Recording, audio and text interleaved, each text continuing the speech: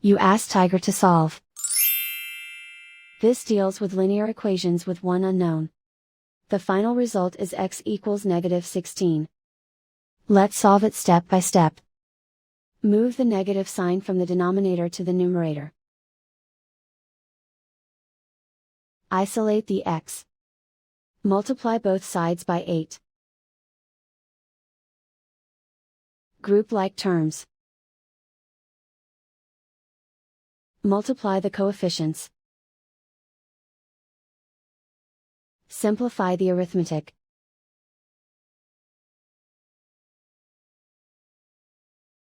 Convert the x into a positive number. Multiply both sides by -1. Remove the ones. Simplify the arithmetic. And so the final result is x equals -16.